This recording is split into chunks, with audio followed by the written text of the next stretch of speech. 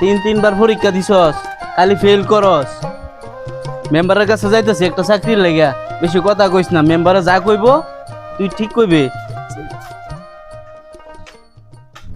চাচাইছুই হ বাজান আইছিলাম, দেই তো না আমার আইনটেন না দরকার লাগে না, এর লাগে আয় না, আসলে কাজ কাম তো ব্যস্ত কাজ কামে ব্যস্ত।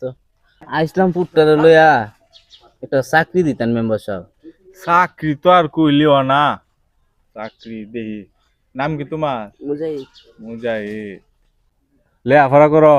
জি বিয়া করছ? জি মেম্বার সাহেব।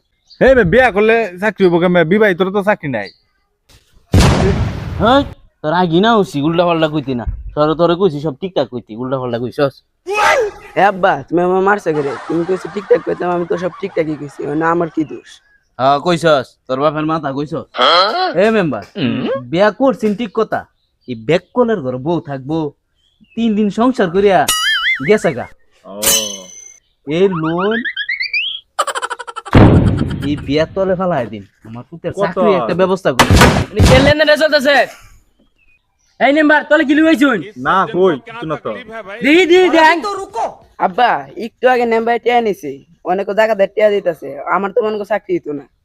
এই নাম্বার কোন দিতে এসো? টাকাতে টিয়া দিন আমি। ওই কি ফোর মামলা আছে আমি আপনি চলুন থানা যাই। কারণ और अभी तो रुको, क्लाइमैक्स अभी बाकी है। तो रुको जरा। 50,000 আছে ন, লয়ে যান গিয়া মামলাটা শেষ করুন। এই মি তোরে দে দিন। इस सज्जन को क्या तकलीफ है भाई? और अभी तो रुको,